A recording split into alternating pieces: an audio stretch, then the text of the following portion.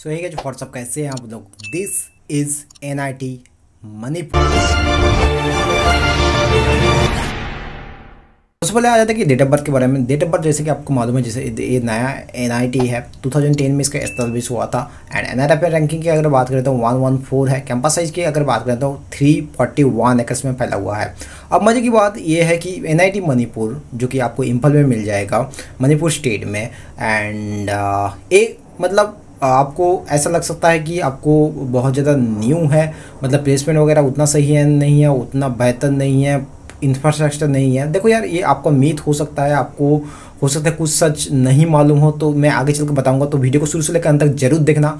And channel पर नया है तो सबसे पहले सब्सक्राइब करके बेल आइकन को दबा दें। एंड इसी तरह और भी वीडियो पाने के लिए इस चैनल को बने रहे इस चैनल में, एंड अपने दोस्तों को भी बताएं।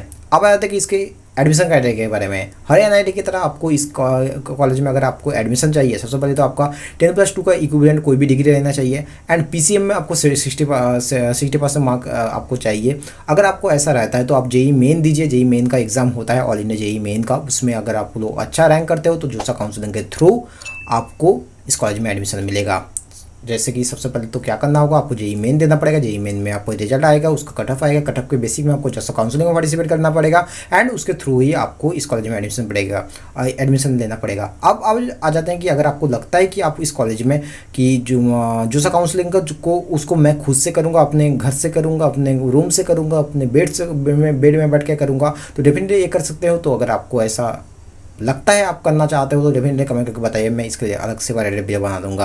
अब आते हैं कि इसके फीस के क्राइटेरिया के बारे में। फीस क्राइटेरिया काफ़ी सही है यार। अगर आप लोग देखते हो कि हर एक स्टूडेंट ID फी से लेकर एंड एलुमनाई फी, हर चीज़ के लिए कितना पे करना पड़ेगा उसके हिसाब से मैंने मेंशन कर दिया। नॉट ओनली दैट, इसके अलावा भी आपको हॉस्टल फीस कितना देना पड़ेगा उसके लिए भी मैंने मेंशन कर दिया। ये सिर्फ एक सेमेस्टर के लिए नहीं, हर सेमेस्टर में आपको कितना देना पड़ेगा उसके हिसाब से आपको मैंने मेंशन कर दिया। और तो हर सेमेस्टर में आपका लगभग सेम है। एंड या that's all about the fees. अगर बात करते हैं इसके जो कट ऑफ के बारे में, कट ऑफ राउंड 1 के बारे में, जैसे कि आपको मालूम है कि इसका टोटल 6 राउंड होता है ऑफिशियली। एंड इसके अलावा भी आपको 2 स्पॉट राउंड कराया जाता है। अगर राउंड 1 के कट ऑफ के बारे में बात करूं तो जैसे कि इतने ब्रांचों में आपको कौन सा ओपनिंग क्लोजिंग रैंक आपको मैंने मेंशन कर दिया।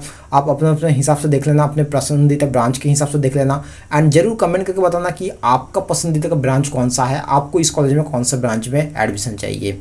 अब आ जाते हैं कि राउंड 6 का जो भी कट ऑफ है वो कितना जाता है।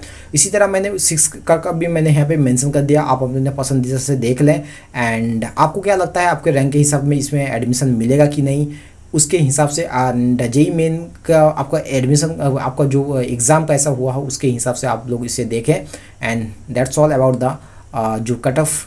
तो अगर आपको लगता है कि इसमें एडमिशन चाहिए इस फुना ब्रांच में, तो डेफिनेटली कमेंट करके बताइए अगर आपका रैंक बहुत ज़्यादा आ जाता है।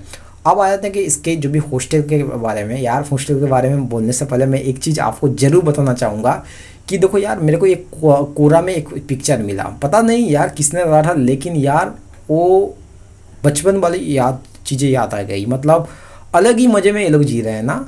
आपको देखो यहाँ पे ऐसा क्या सीन मेरे को अगर आप कोई मणिपुर वाला बच्चा अगर देख रहे हो, इस सीन का अगर कोई भी आपको नॉलेज है, कोई भी हिस्ट्री मालूम है, तो डेफिनेटली कमेंट करके बताना यार। मैं बहुत ज़्यादा जानने के लिए मुझे बहुत ज़्यादा क्यूरियोसिटी हो रही है, मतलब एक्चुअली ये हो क्या रहा है।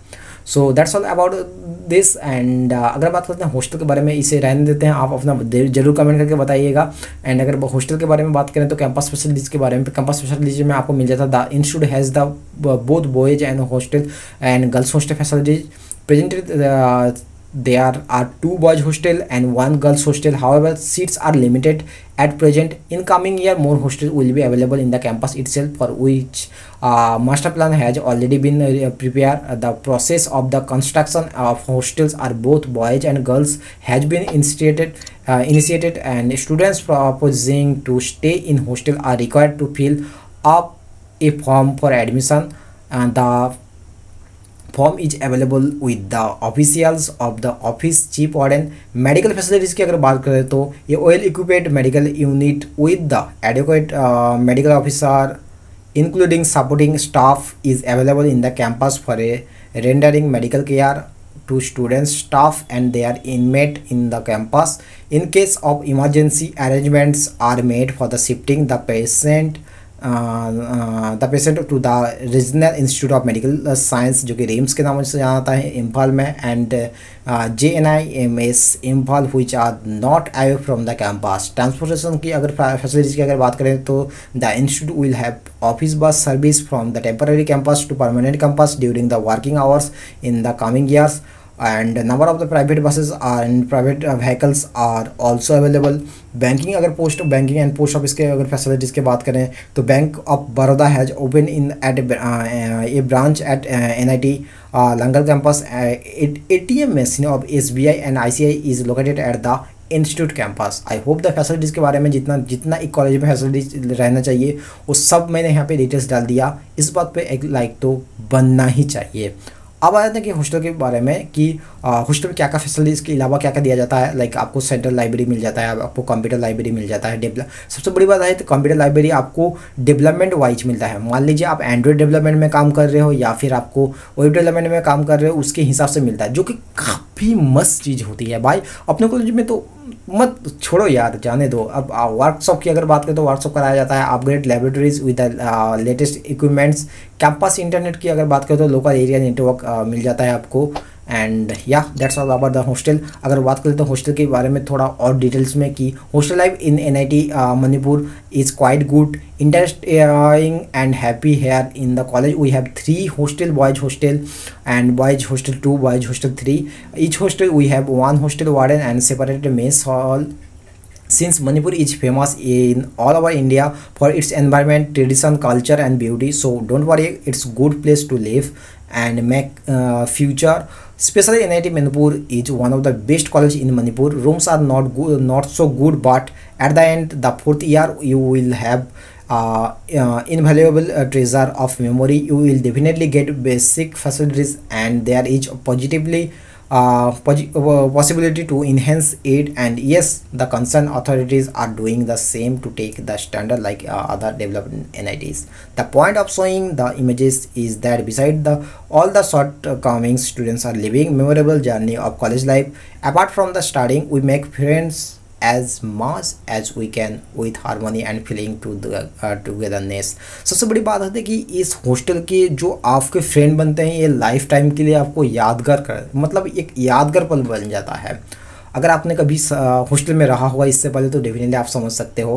एंड अगर आप लोग चाहते हो, देखो यार हॉस्टल के अलावा आपको PG वगैरह भी तो मिल जाएगा, लेकिन हॉस्टल में रहने की वो अलग ही मज़े हैं।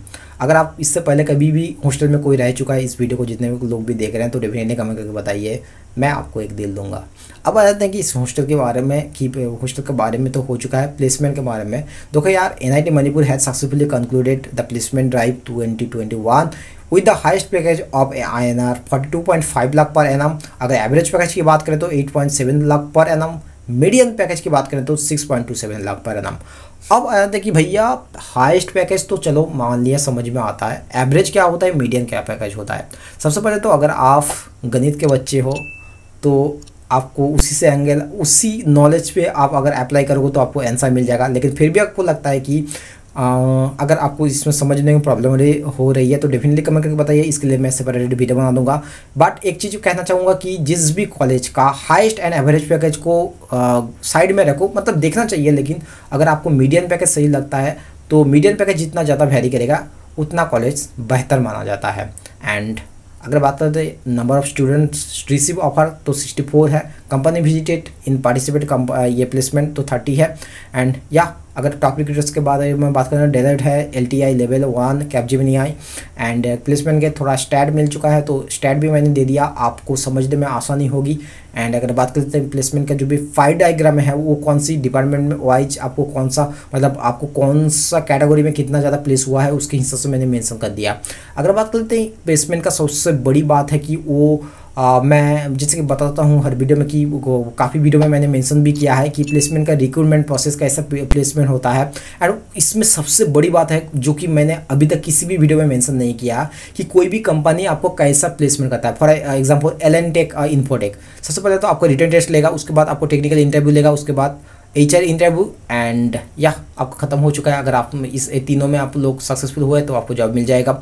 अगर बात करें इसके अलावा भारत पेट्रोलियम कॉर्पोरेशन लिमिटेड, वो कैसे लेता है? सबसे पहले तो आपको राउंड 1 में रेज्यूमे शॉर्टलिस्टिंग होगा एंड वो कैसे होगा? आपका CG पे। इसलिए मैं बोलता हूँ कि CG पे बहुत ज़्यादा मायने करता है। जो भी बोलते हैं ना कि आपको बहुत सारे ऐसे सीनियर मिल जाएगा कि CG पे उतना मैटर नहीं करेगा, 6 या 7 CG पे रखो, बस इतना ही काफ़ी। देखो यार, काफ़ी हद तक वो लोग भी सही हैं, लेकिन आपको एक चीज़ समझने में होगा कि जितना ज़्यादा CGPA होगा उतना बेहतर होगा।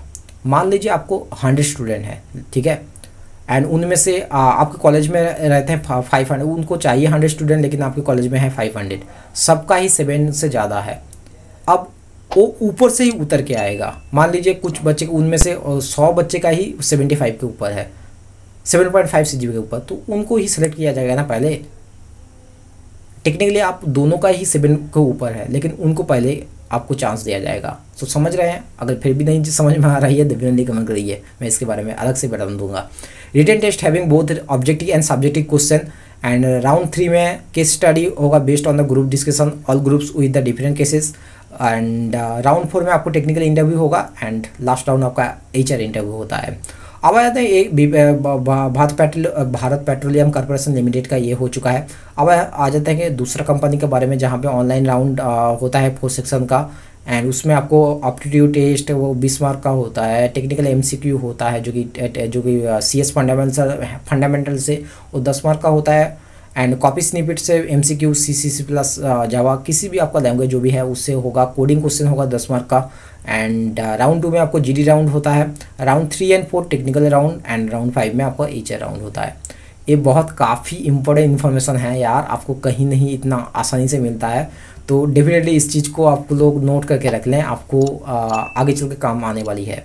स्पेशली ये अगर जो बच्चे अभी तक अगर फर्स्ट सेकंड ईयर में भी हो तो आप डेफिनेटली आप भी इस चीज़ को नोट करके रख लें। Are delivered and successfully. अगर आपको लगता है कि ये चीज़ें आपके लिए हेल्पफुल रहा है, आपको हेल्प कर रहा है आपके करियर में, तो डेफिनेटली इस चैनल को सब्सक्राइब करिए एंड इसी तरह और भी बहुत ही आपको नए कॉलेज के रिव्यू मिलते रहेंगे, नए कंटेंट आने वाली है आपको फ्रीलांसिंग के रिगार्डिंग या फिर इंटरव्यू के रिगार्डिंग। तो चैनल में बने रखिए। थैंक यू सो मच, के लिए इतना ही। मिलते हैं अगले वीडियो में किसी और एक कॉलेज रिव्यू के साथ। तक के लिए बाय।